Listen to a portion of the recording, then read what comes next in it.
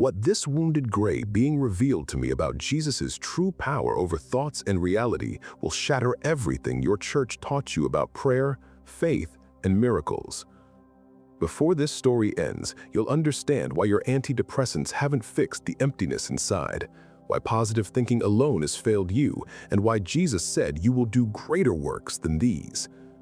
If you're a therapist, counselor, or healer who secretly struggles with your own darkness while helping others find light, this message is for you. And if you're anyone who has begged God for relief from depression, anxiety, or despair and heard only silence, what happened to Dr. Lisa Hammond in the Green Mountains of Vermont will open your eyes to abilities within yourself that no pharmaceutical company wants you to discover. Subscribe to Stories of Light and activate the bell, because what I'm about to share will transform your understanding of consciousness, healing, and the technology Jesus actually used. Now let me tell you how a routine evening became the most extraordinary awakening of my life. October 17th, 2023, 9:47 p.m. I remember the exact time because I'd just taken my evening dose of Lexapro and was watching the clock, waiting for the familiar chemical blanket to dull the edges of existence. My name is Dr. Lisa Hammond. I'm 47 years old, and I've spent the last 22 years as a licensed clinical psychologist in Burlington, Vermont. I help people heal from trauma, depression, anxiety, and loss. I teach them coping mechanisms, cognitive restructuring, and mindfulness techniques. I'm good at my job, very good. What my patients don't know is that their therapist takes 20 milligrams of antidepressants daily just to get out of bed. That night, I was sitting in the living room of my isolated farmhouse, 12 miles outside Burlington, staring at nothing. The house felt too big. It had felt too big for the 4 years since Robert died. Heart attack at 51. No warning. One moment he was laughing at something on TV, the next moment he was gone, and I was performing CPR on my husband's body while my professional training screamed the statistics of survival I already knew were hopeless. The church people came with casseroles and prayers. They said God had a plan. They said Robert was in a better place. They said I should have faith. I smiled and thanked them and closed the door and never went back. Because if God had a plan that included ripping away the only person who truly loved me, then God and I had nothing more to discuss. The flash came at 9:52 p.m. Not lightning. I know lightning. This was different. Silent. Blue-white. It lit up the entire valley for 3 full seconds, casting shadows through my windows that shouldn't exist at night. The house shook. Not earthquake shaking, but something else. A pressure wave that made my ears pop and my chest compress. Then silence. I should have ignored it. I should have assumed it was a transformer explosion or a meteor or something mundane. But 4 years of numbness had taught me something. When you feel nothing most of the time, anything that makes you feel something becomes irresistible. I grabbed my coat and flashlight and headed into the woods. The October air bit at my face as I followed the direction of the light. My property backed up to 200 acres of forest, private, isolated, perfect for someone who didn't want neighbors asking how she was doing. The trees were thick here, old-growth maple and pine that made the darkness absolute except for my flashlight beam. I walked for maybe 15 minutes before I smelled it. Ozone, burned metal, something else I couldn't identify, sweet, almost floral, completely out of place. Then I saw the trees. They were bent, not broken, but bent, as if some massive force had pushed them outward from a central point. The ground was scorched in a perfect circle, maybe 40 feet across, and in the center. My brain tried to reject what I was seeing. It looked like a craft. I don't know what else to call it. Maybe 20 feet in diameter, disc-shaped, the surface a dull metallic gray that seemed to absorb my flashlight beam rather than reflect it. The hull was damaged. A section of the outer shell had been torn away, exposing what looked like crystalline structures beneath that pulsed with faint, rhythmic light. I should have run. Instead, I heard myself say out loud, "Is anyone hurt?" Therapist instincts, even in impossible situations apparently. The response came not in sound, but directly into my mind. "Please, help." I nearly dropped the flashlight. The voice, if you could call it that, didn't speak English, but I understood perfectly. It bypassed my ears entirely and materialized as pure meaning inside my consciousness. "Where are you?" I heard myself ask, my clinical training taking over even as my worldview shattered. "Near the craft. Cannot move. Injured." I found her. I somehow knew it was female, on the far side of the vessel. She was maybe 4.5 feet tall, gray skin with a slight luminescence, impossibly thin limbs, and those eyes, God, those eyes, huge, black, almond-shaped, and filled with something I recognized immediately from years of clinical work: pain and fear. She had sustained what looked like a severe burn along her left side. The gray skin there was darker, almost charred. One leg was bent in an angle that made me wince. "I'm a doctor," I said, kneeling beside her. "Not a medical doctor, but I have first aid training. Can you tell me what hurts?" "Everything. But physical pain is not the greatest concern. I am dying, Dr. Hammond, not from injuries, but from being separated too long from my ship's energy matrix. If I do not receive assistance soon, my consciousness will fully separate from this form." "You know my name." "I know many things about you, including that you are considering ending your own life." The words hit me like a physical blow. I had told no one. Not my colleagues, not my patients, not even my journal, but she was right. The bottle of pills in my medicine cabinet became a comforting backup plan. Not today, but someday, when the numbness finally became unbearable. "How?" "Your thoughts broadcast like signals. Pain has a distinct frequency. Yours is very loud." "Can you move? Can I help you back to the ship?" "Yes, but I must warn you. Assisting me will change you. Once you cross this threshold, once you open yourself to what I will show you, your consciousness will expand in ways that cannot be reversed. You will see truths that your species has forgotten, truths that your religion's buried, truths that will make your current existence impossible to return to." I looked at this impossible being, injured and dying in my forest.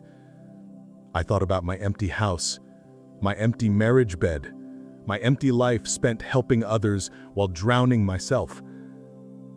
I thought about the pills in the cabinet and the question I asked God every night into the silence. Is this all there is? "Show me," I said. Dr. Lisa Marie Hammond had not always been empty. There had been a time, God, it seemed like another lifetime, when she'd believed in purpose, in calling, in divine guidance.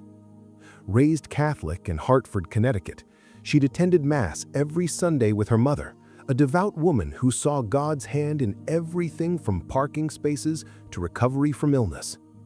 Young Lisa had absorbed it all: the rituals, the prayers, the certainty that if you were good, if you followed the rules, if you had enough faith, God would protect you. By 16, she'd seriously considered becoming a nun. By 18, she'd modified that plan to psychology, still helping people, still serving, but in a way that felt more practical. She'd excelled at Boston College, then earned her doctorate at University of Vermont, specializing in trauma and grief counseling.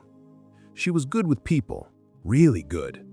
She had a gift for seeing past defenses, for finding the wound beneath the behavior, for creating a safe space where healing could begin. She met Robert at 25, at a friend's wedding. He was an environmental engineer, quiet and steady, and completely unimpressed by her credentials. "You help people think their way through problems," he'd said on their first date. "I help rivers flow cleaner. Both important, both impossible to do perfectly."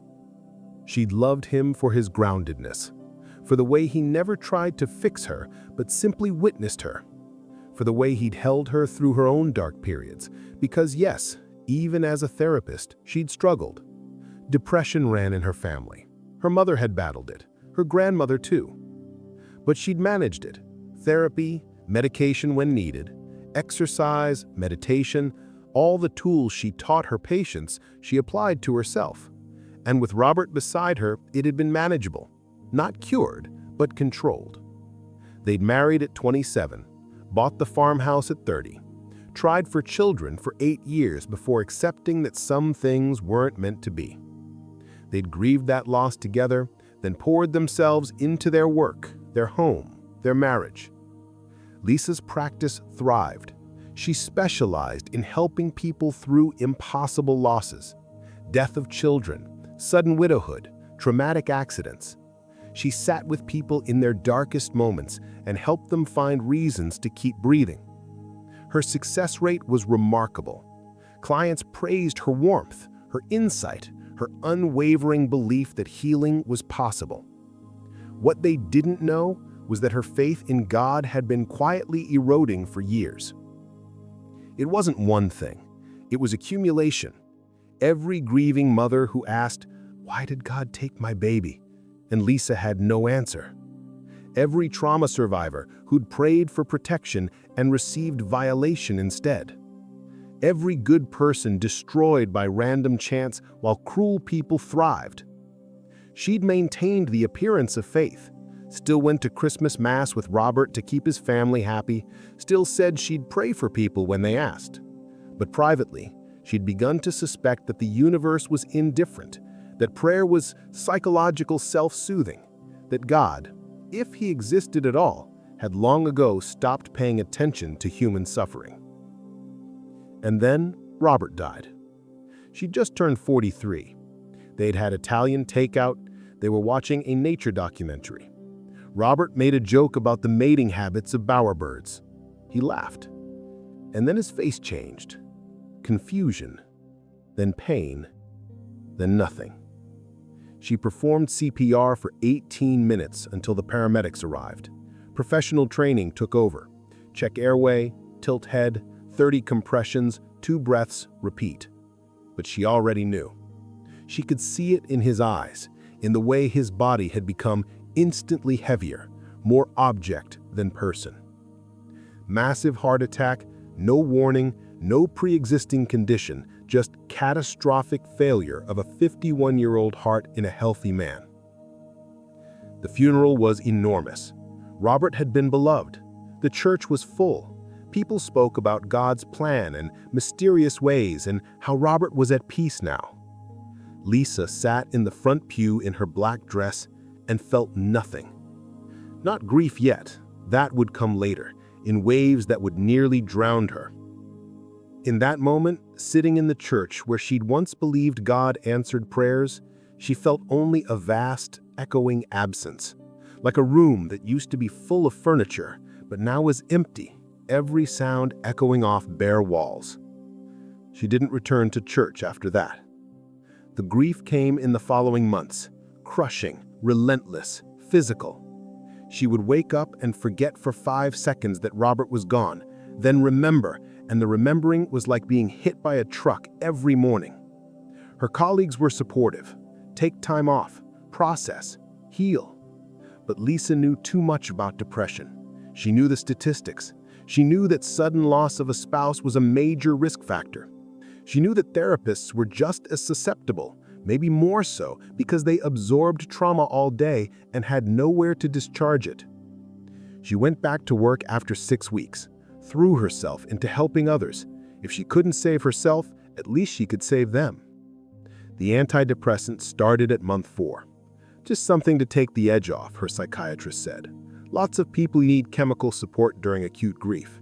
Nothing to be ashamed of. But Lisa was ashamed. deeply.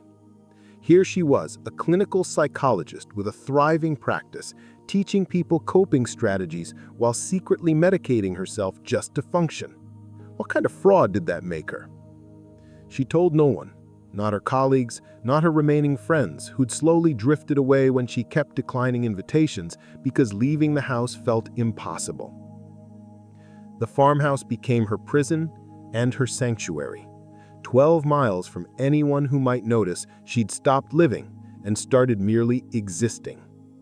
She maintained her practice because she had to eat, had to pay the mortgage, but she saw fewer clients. Let the younger therapists take the new referrals. She kept her schedule light enough that she could manage the performance of being Dr. Hammond, healer of others, for a few hours each day before returning home to collapse.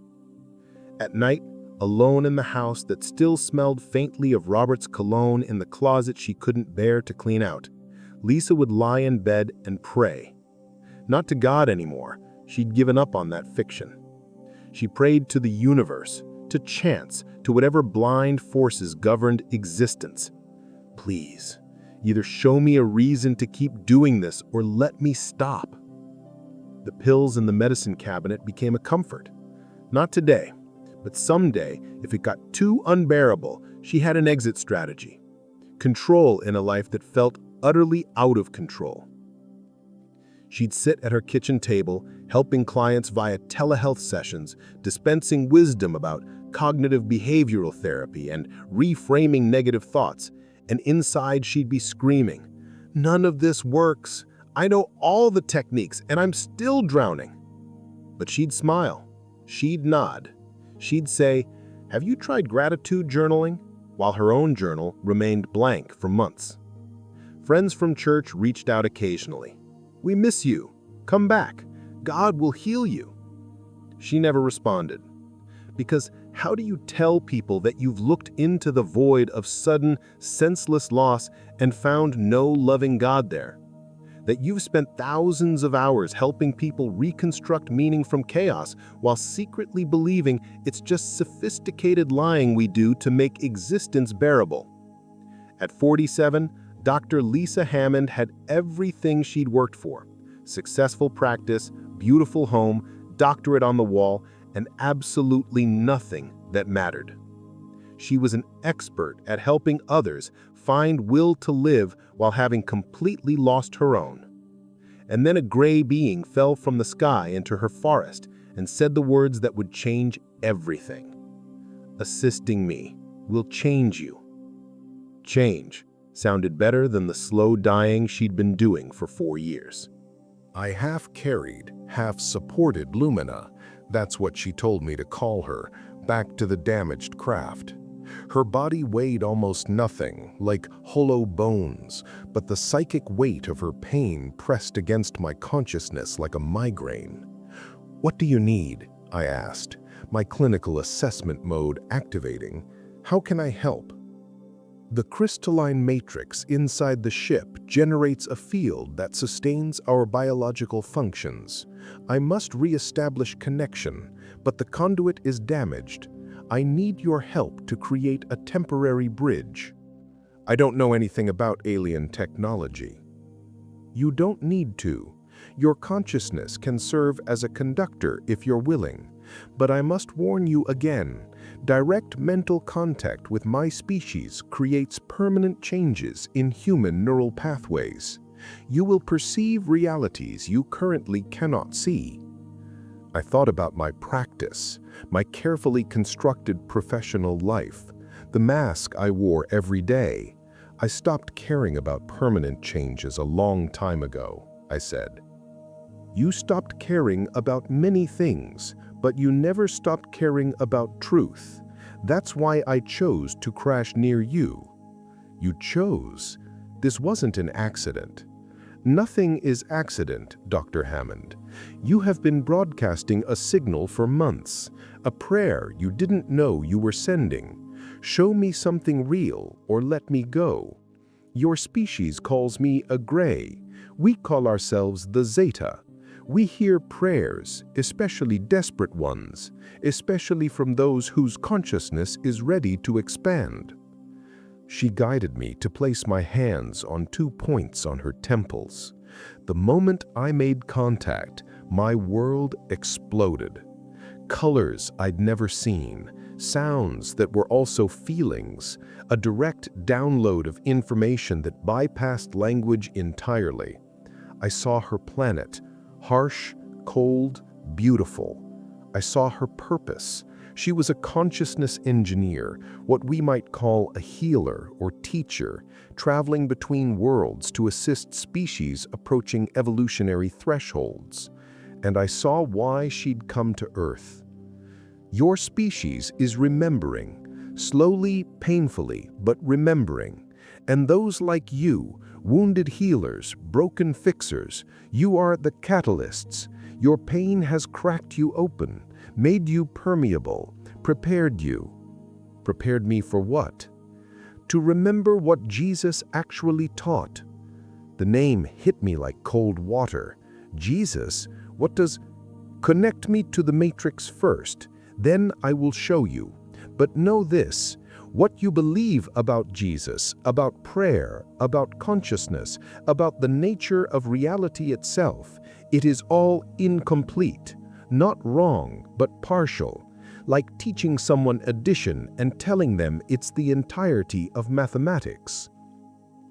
I focused on maintaining contact while she drew energy through me to reconnect with her ship.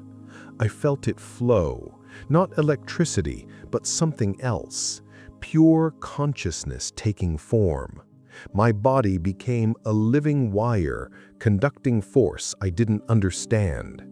The crystalline structures inside the craft began to pulse with stronger light. Luminous breathing, if that's what it was, deepened and steadied. The damaged tissue on her side began to slowly regenerate, color returning, structure rebuilding before my eyes.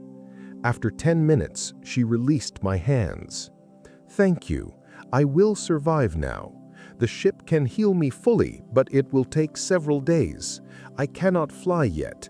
May I remain on your property during repair? Of course, I said automatically, then laughed at the absurdity.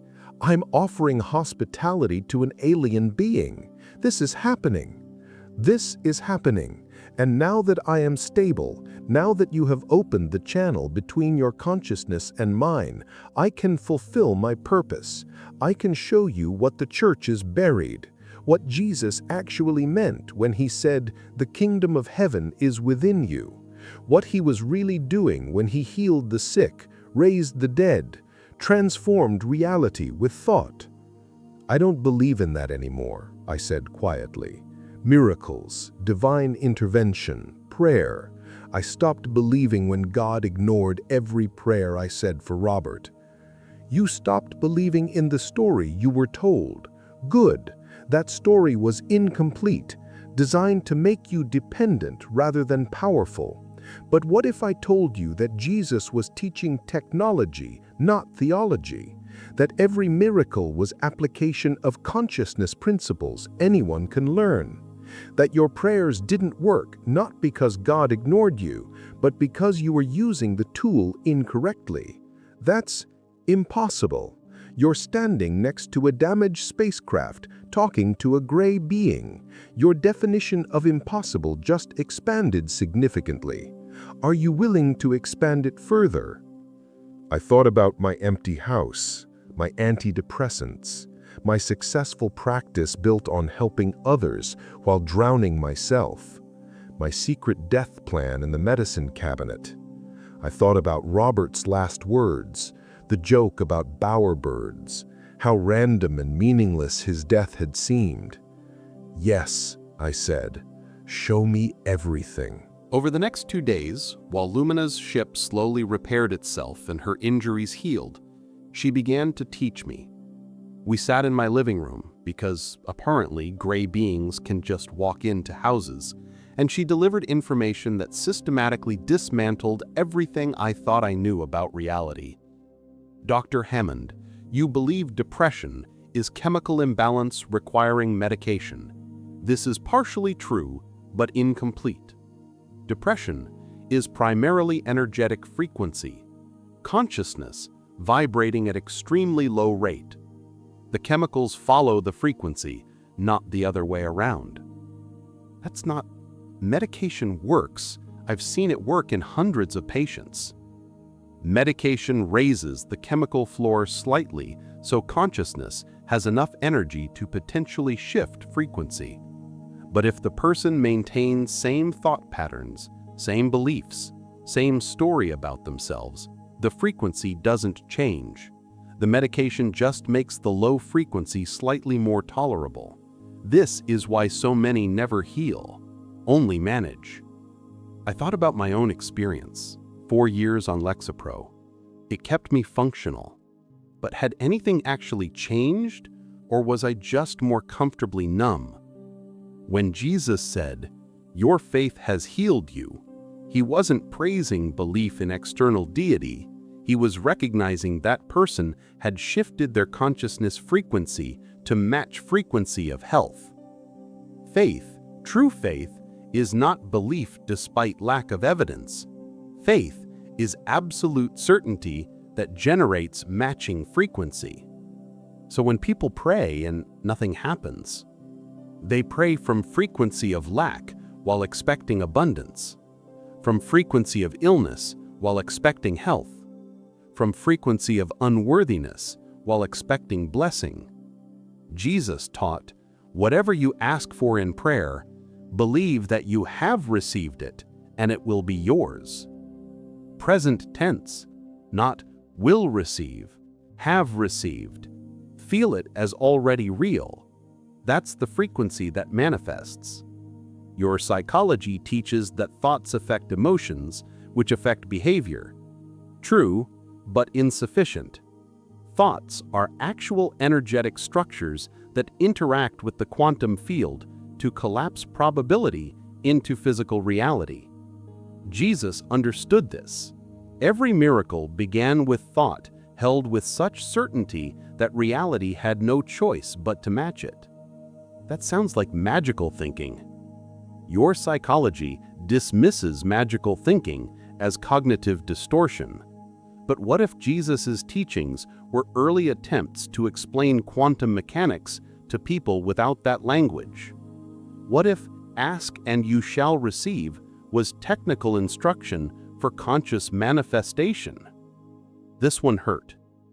You help people reframe thoughts, process trauma, develop coping skills. All useful, but you're teaching them to manage low frequency rather than teaching them to shift to higher frequency. It's the difference between teaching someone to function in a dark room versus teaching them to turn on the light. How do you know what I teach my clients? I can perceive the frequency of your work. You're sincere, compassionate, skilled, but limited by paradigm that sees humans as broken machines needing repair rather than divine consciousness temporarily forgetting their nature. I wanted to argue, wanted to defend my profession, my training, my career. But something in me recognized truth. How many clients had I worked with for years who got better at managing their symptoms but never actually transformed? How many times had I thought, we're not actually fixing anything, just building better coping mechanisms? The medication you take daily suppresses your consciousness's signal that something fundamental is wrong with how you're living. It's not correcting imbalance, it's numbing alarm system.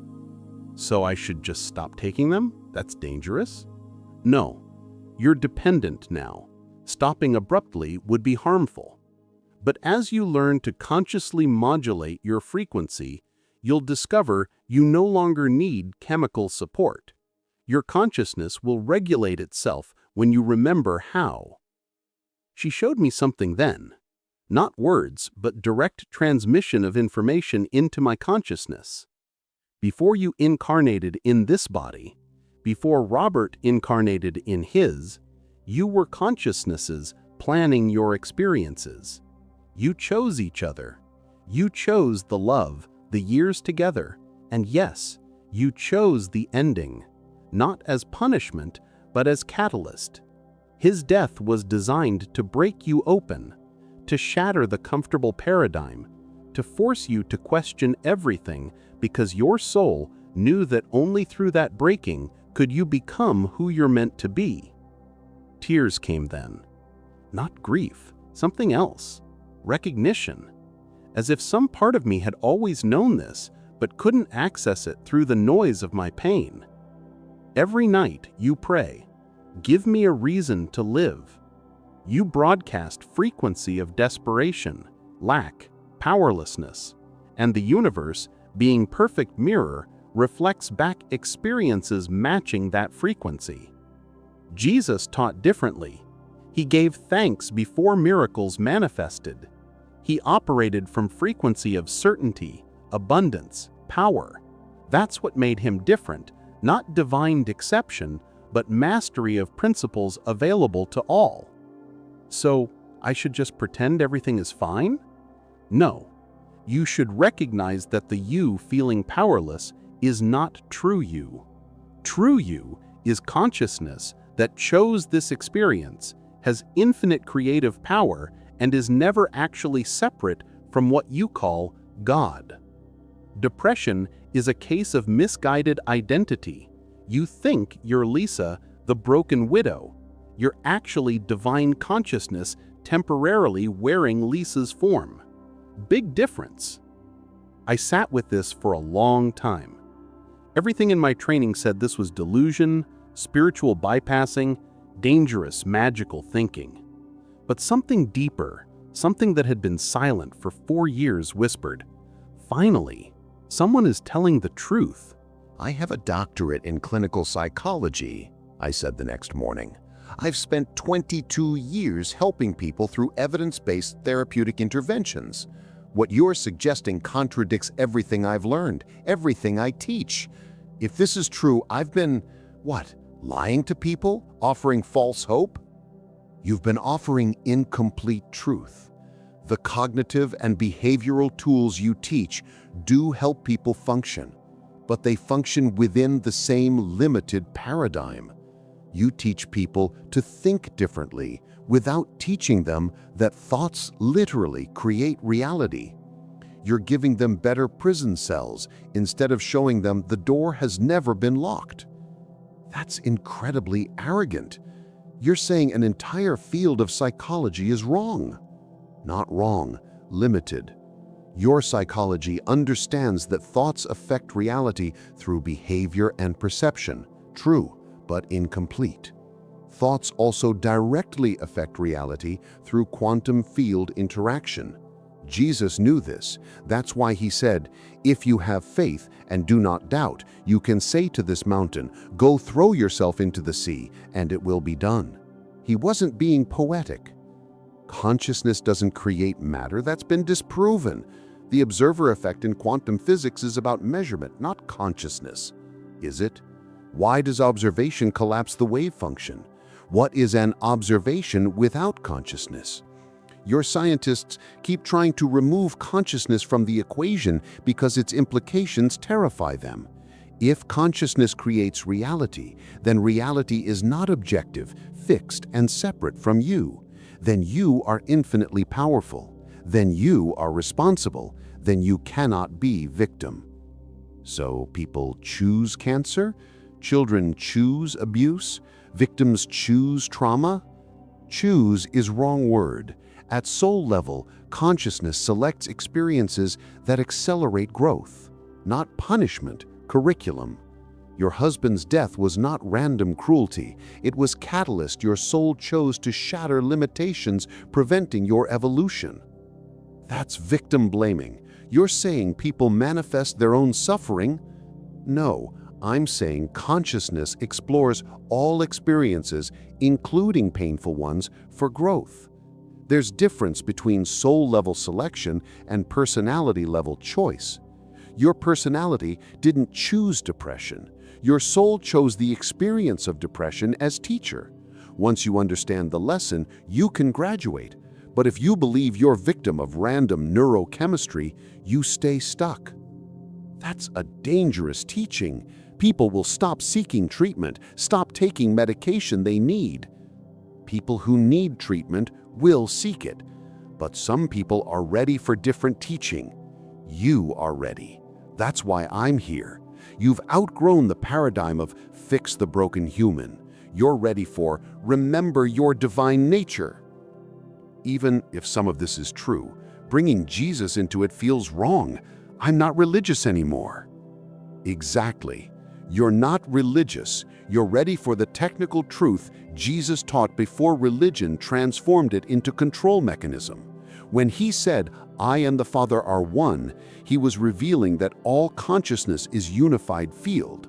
When he said, you will do greater works than I have done, he meant it literally. He wasn't unique exception. He was an early example of what awakened human consciousness can do. The church would call this heresy. The church has been calling truth heresy for 2,000 years. They transformed Jesus' message of empowerment into doctrine of dependency because empowered humans don't need institutional intermediaries. You know this. You left the church because you sensed the lie. What if I believe this and I'm just having a psychotic break? What if you're a delusion?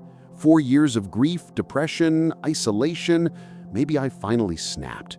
Maybe I should be checking myself into an inpatient facility instead of having conversations with hallucinated aliens. You're a psychologist. You know the difference between psychosis and expanded consciousness. Psychosis involves loss of function, paranoia, disorganized thinking. You're functioning at a higher level than you have in years.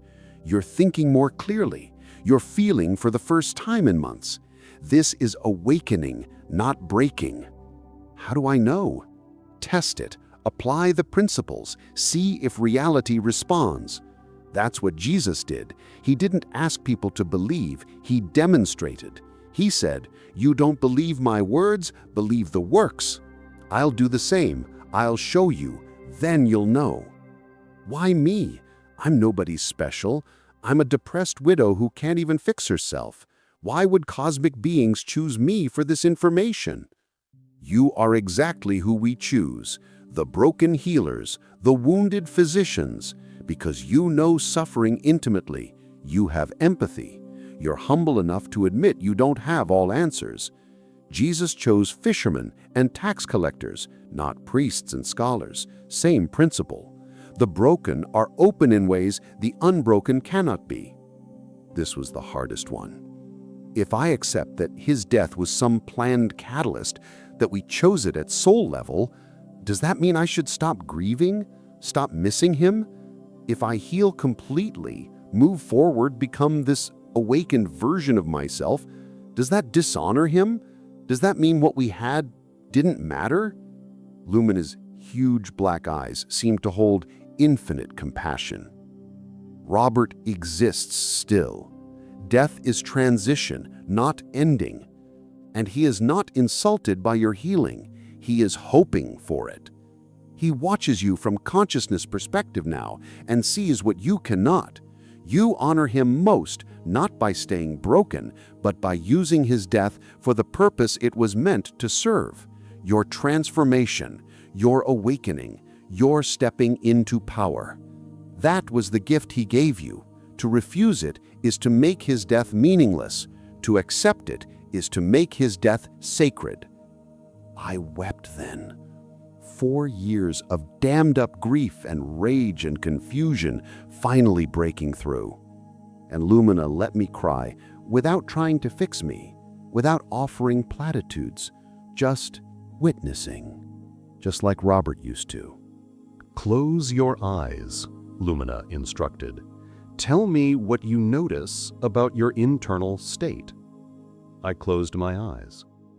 Heaviness, tightness in my chest, familiar numbness. That's frequency of depression. Now I'm going to help you perceive it directly. She placed one elongated finger on my forehead. Suddenly, I could see it. Not with eyes, but with some other sense. A dark, slow-moving energy around my body. Thick, clouded, low vibration. This is your current frequency. Watch what happens when I introduce higher frequency. She didn't touch me, but I felt it. A wave of something lighter, faster, cleaner washing through me. The dark cloud began to dissipate. My chest loosened. The numbness lifted. For the first time in 4 years, I felt light. What did you do? Nothing to you. I simply broadcast higher frequency. Your system automatically entrained to it. This is what Jesus did when he was near people. His frequency was so elevated, so consistent, that others' systems naturally matched it. That's why people were healed just by touching his garment. Proximity to high frequency raises lower frequencies automatically. But it won't last. Not yet, because your habitual thought patterns will regenerate the lower frequency. But you now know it's possible. And with practice, you can consciously choose higher frequency yourself. Lumina had me get a glass of water. Hold it. Now, think about the happiest memory you have with Robert. I thought about our honeymoon in Ireland, hiking in the rain, laughing at how soaked we were. Now, taste the water. I did. It tasted sweeter? Softer? Different somehow? Now, think about his death, the moment you realized he was gone. The memory hit like a knife. I tasted the water again. It was bitter, harsh. The same water, completely different taste. Your thoughts literally restructured the water molecules. Dr. Masaru Emoto demonstrated this in your scientific literature, though mainstream science rejected it because the implications are too disruptive. Your thoughts are not passive observations. They are active forces that reshape physical reality at molecular level. This is how Jesus turned water into wine. Consciousness restructuring H2O molecules into different configuration. Not magic, technology, thought technology. You have a client struggling with panic attacks. Emily, age 34. How do you know? I perceive information. May I have permission to assist her remotely? You can heal someone who's not even here? Consciousness is non-local. Physical proximity is illusion. If you can think about her, you can affect her energy field. I watched as Lumina closed her large eyes and seemed to concentrate. I had no way to verify what was happening. The next morning, Emily texted me. Dr. Hammond, something amazing happened. I haven't had a panic attack in 48 hours. I feel different, calmer, like something shifted inside. Did you do something different in our last session? I stared at the message for a long time. Jesus sent healing across distances constantly. Your servant is healed, he told the centurion. He didn't need to be present. Consciousness transcends space. Your medical paradigm requires physical intervention because it doesn't recognize consciousness as causal force. I had a houseplant that was dying, brown leaves, drooping, clearly past saving. Place your hands over it. Now feel love, not emotional sentiment, but love as energetic frequency. Imagine you're broadcasting healing frequency like a radio station broadcasting signal. I don't know how to do that. Yes, you do. Remember how you felt holding Robert when he was fully alive and healthy. That's love frequency. Generate that feeling and then direct it toward the plant. I tried. It felt ridiculous, but I thought about Robert, about the pure love I'd felt, and tried to generate that feeling and aim it at the dying plant. Nothing happened. See? I can't. You're trying too hard. Effort is resistance. Jesus didn't strain to heal. He simply was healing frequency. Try again. Don't push the frequency, become it. I tried again, this time not forcing, just being love. Warmth generated in my hands, subtle but real. And over the next 10 minutes, I watched the plant change. Leaves straightened, color deepened, new growth appeared. This is impossible. Only according to paradigm that sees humans as powerless. According to paradigm that recognizes you as consciousness with creative authority over matter, this is kindergarten-level ability. You have chronic tension headache right now. She was right. I'd had it for days. Familiar throb behind my right eye. Place your hand on the location. Now, instead of asking God to heal it, instead of praying for relief, make a different statement. This pain is frequency. I am choosing different frequency. Healing is happening now. Say it with absolute certainty. That's just positive affirmation. Try it. I placed my hand on my forehead, feeling foolish. This pain is frequency. I am choosing different frequency. Healing is happening now. I didn't believe it. Say it like you believe it. Feel it as already real. This pain is frequency. I am choosing different frequency. Healing is happening now. Warmth under my hand. The headache began to dissolve. Not fade, dissolve. Like it was being erased from the inside. Within 2 minutes, it was completely gone. What? How? You did that. Not me. Not God. You. You generated healing frequency through focused consciousness. This is what Jesus taught. Your faith has healed you. Not my power healing you, your consciousness activating healing in yourself. He was trying to show people their own power, but they kept projecting it onto him. Same mistake your religions make now. I sat there staring at my hands. Hands that had just healed a plant. Hands that had dissolved a headache through consciousness alone. Hands that belonged to Dr. Lisa Hammond, psychologist, who thought she understood how minds worked. I didn't understand anything. I need to learn this, I whispered. You are learning. And when you master these principles, you'll teach them. Not as psychology, not as religion, but as what they actually are. Technology. Consciousness technology. The science Jesus was teaching 2,000 years before your civilization was ready to understand.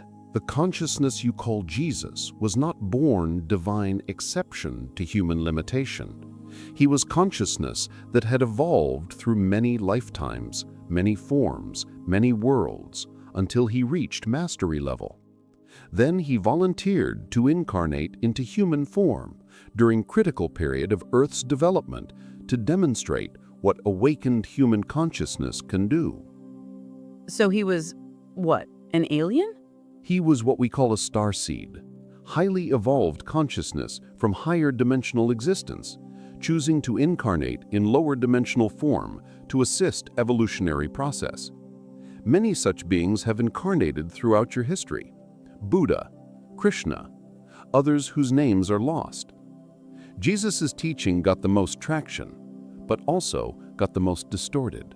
The church says he's God's only son. He said he was God's son, then immediately taught that you are also God's children. Same source, same nature, same potential. But your religious institutions found it more profitable to emphasize his uniqueness than your similarity. Easier to control people who believe they need mediators to access God than people who know God is within them. Jesus didn't die for your sins. That's misinterpretation that creates dependency and guilt. He chose physical death to demonstrate that consciousness is not dependent on physical form. Death is transition, not ending. By returning in same body, he was showing, look, your consciousness is immortal. Your body is temporary vehicle, not your identity. You're so much more than this meat suit. But we can't resurrect ourselves. Not yet. Most humans are not at that consciousness level. But you can heal yourselves. You can extend life. You can regenerate tissue. These are kindergarten applications of principles Jesus mastered. He came to show the end point so you'd know what's possible. Every time Jesus said love, he was giving technical instruction. Love is specific frequency, the highest, fastest, most coherent frequency accessible to incarnate consciousness. It's not emotion, though emotion can activate it.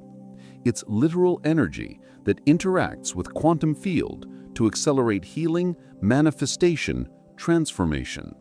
How do you generate it? Multiple access points. Gratitude is doorway. Joy is doorway. Compassion is doorway. Deep presence is doorway. Sexual union is doorway. Creating art is doorway. Serving others is doorway. Whenever you touch love frequency, even briefly, you're operating at Jesus-level consciousness. Most humans just don't sustain it. Why not? Fear pulls you down. Judgment pulls you down. Resentment pulls you down. Guilt pulls you down. Your society is structured to keep you in low-frequency states. Fear of not having enough, judgment of self and others, resentment about past, guilt about everything. This keeps you controllable, dependent, consuming. Low-frequency humans are profitable. High-frequency humans are dangerous to existing power structures. When Jesus said, "Ask and you shall receive," he was teaching manifestation technology, not begging external deity, instructing the quantum field about preferred reality configuration. Here's how it works. Step 1. Clarity. Know exactly what you want. Vague requests get vague results. Step 2. Elevated emotion. Feel the joy, gratitude, relief of already having it. Emotion is the power source. Step 3. Present tense. I am healed. I have abundance. I am loved. Not future tense, present. Step 4. Release. Don't obsess about how it will happen. Trust the field's intelligence to arrange circumstances. Step 5. Sustain frequency. Don't cancel your manifestation with hours of contradictory thoughts and feelings. So when I prayed for Robert to survive?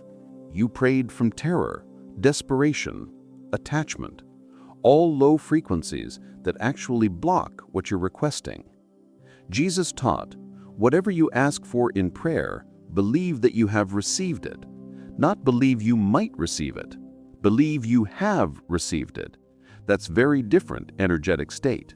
You believe depression is problem to be solved. What if it's a signal to be heeded? Your soul pushed you into depression because your life was misaligned with your purpose. You were going through the motions, good job, good marriage, good house, but soul level, you weren't doing what you incarnated to do. Which is what? Teach consciousness technology to other healers.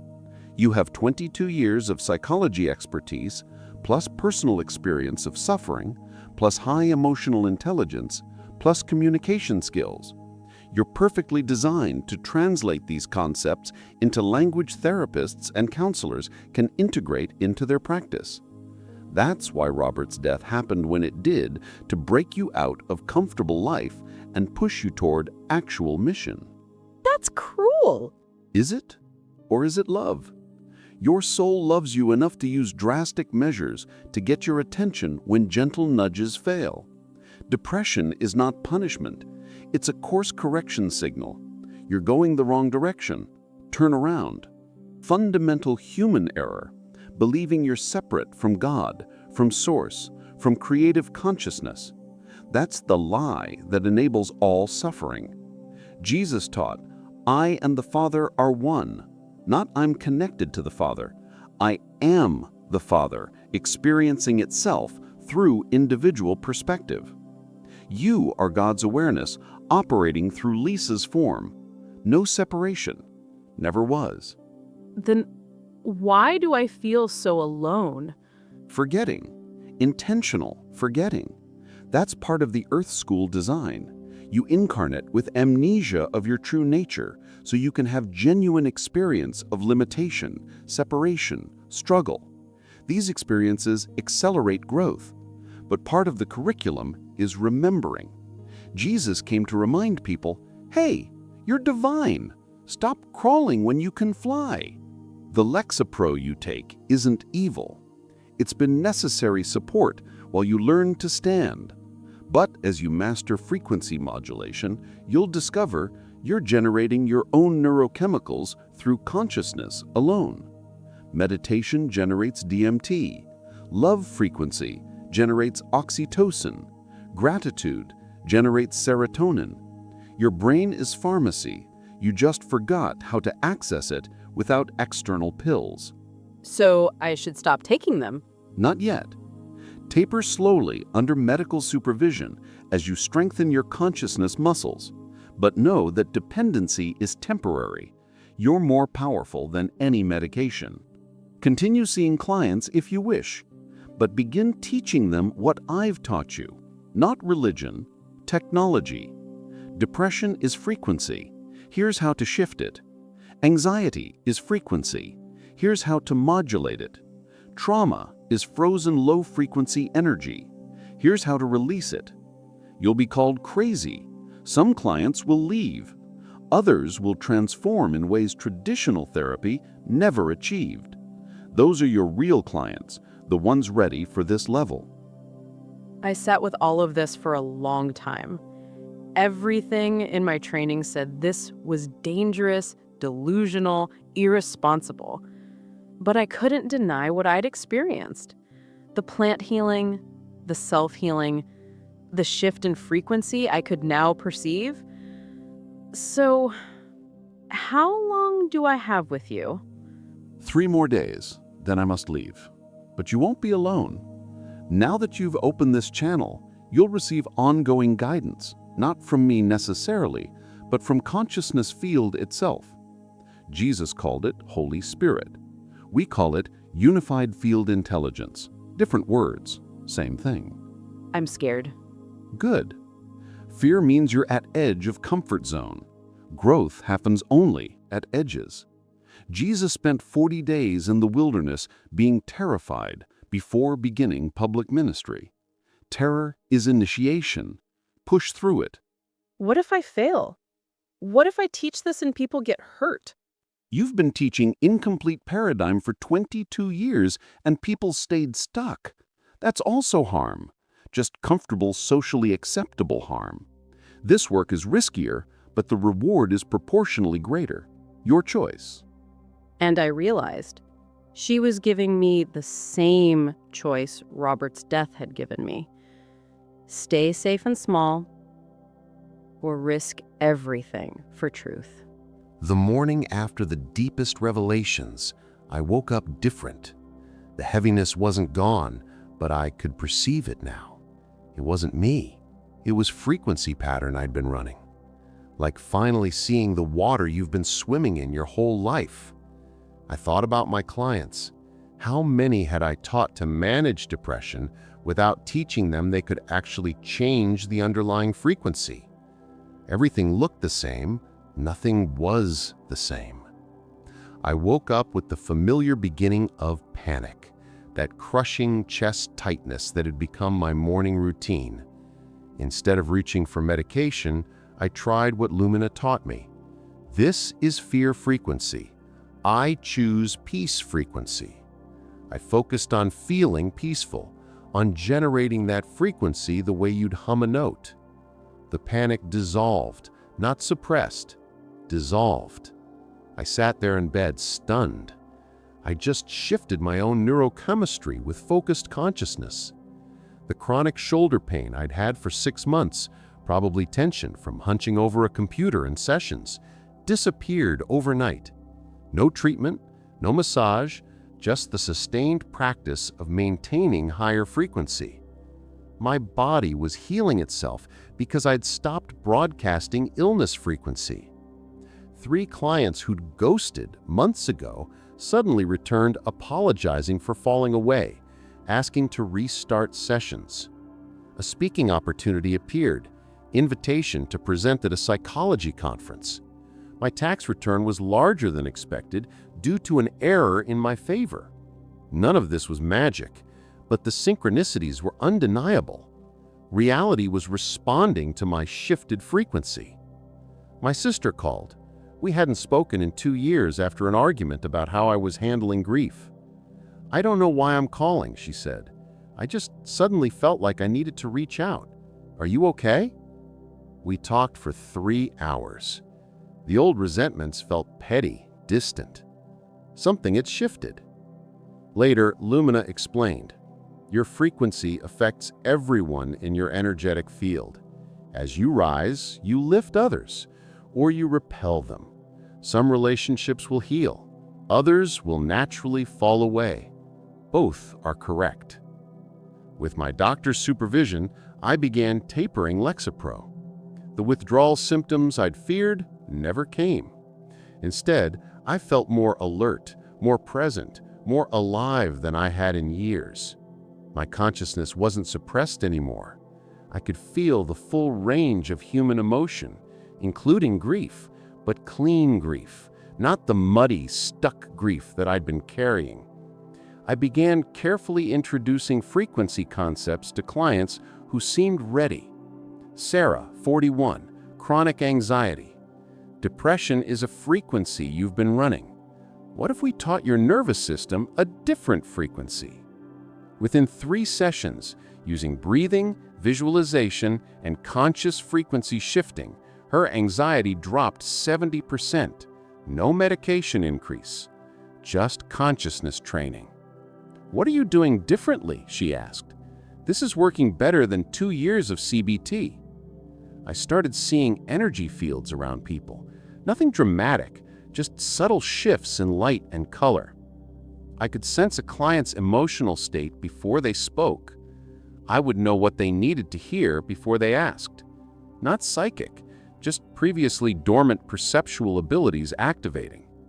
3 months after meeting Lumina, I woke up and realized I wasn't depressed anymore. Not managing depression, not medicating depression. Actually, not depressed. I felt grief when I thought about Robert, but it was clean grief, loving grief, not the crushing, meaningless grief that had nearly killed me. I felt purpose for the first time in years. I felt powerful. Not Lisa the broken widow, not Lisa the depressed therapist. Lisa the consciousness engineer. That's what Lumina had called herself, and I realized that's what I'd always been, I just didn't have the language for it. Within 6 months, my practice transformed completely. I didn't advertise the new approach, but word spread. Therapists started referring clients who weren't responding to traditional treatment, people who'd been on medication for decades, people who'd tried everything. I taught them what Lumina taught me.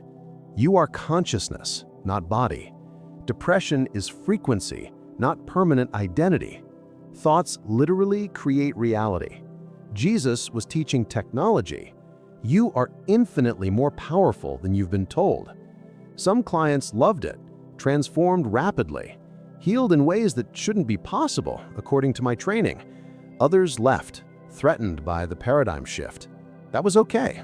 They weren't ready. I knew I was risking my license. New colleagues would question my competence. New mainstream psychology would reject this approach.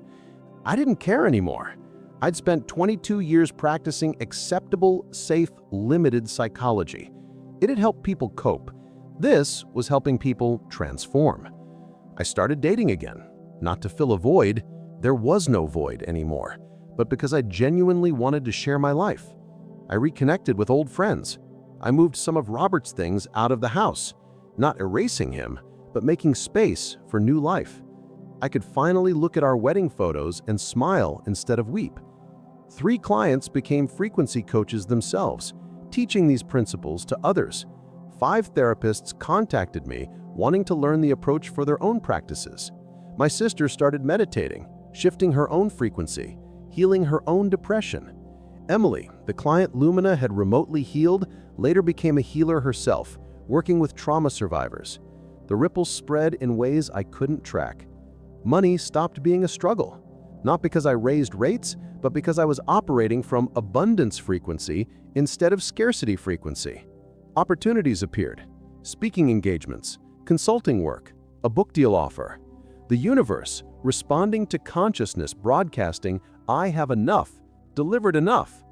A year after Lumina left, I was hiking in the same forest where I'd found her ship. I felt a transmission, not words, but knowing. Robert is proud of you. He's watching. He chose his death specifically to catalyze this awakening. It wasn't random. It wasn't cruel. It was love making the hardest choice, breaking you open so you could bloom. I cried, but they were tears of gratitude, not grief. His death had meaning, not because some external God had a plan, but because his consciousness and mine had co-created a catalyst that would serve not just me, but everyone I'd now touch. I still call myself a psychologist, still maintain my license, still work within the system, but I'm practicing different psychology now. Psychology that recognizes consciousness as primary. Psychology that teaches frequency modulation, not just cognitive restructuring. Psychology that sees humans not as broken machines, but as divine consciousness temporarily forgetting their nature. Traditional therapists call it fringe, dangerous, unproven. My clients call it life-changing. I call it what it is, the psychology Jesus would practice if he were here today. Dr. Lisa Hammond's journey reveals something you've suspected but been afraid to fully embrace. You are not broken. You were never broken. Your divine consciousness having a temporary experience of limitation. And that experience is teaching you something crucial. Your depression, your anxiety, your trauma, these aren't curses, they're signals. Your soul screaming, "Wake up! Remember who you are. Stop living small." The therapists, the medications, the coping strategies, they've helped you survive. Good. But survival isn't the goal. The goal is remembering your God experiencing itself through your unique perspective. The goal is activating the same consciousness technology Jesus demonstrated 2,000 years ago. The goal is shifting from victim of your neurochemistry to conscious creator of your experience. Your thoughts are not passive observations, they're creative forces. Your emotions are not random chemicals, they're frequency generators. Your prayers have been failing not because God ignores you, but because you've been praying from frequency of lack. Jesus didn't ask God for miracles. He gave thanks as if they'd already happened, then watched reality rearrange itself to match his consciousness. That's not faith, that's technology. As long as you believe you're powerless victim of brain chemistry, you'll remain powerless victim of brain chemistry. As long as you believe healing requires external savior, whether God, therapist, or medication, you'll remain dependent. The hardest spiritual teaching is this: you are the Savior you've been waiting for. Not your ego personality, your consciousness, your true nature, the divine spark that animated your body before birth and will continue after death.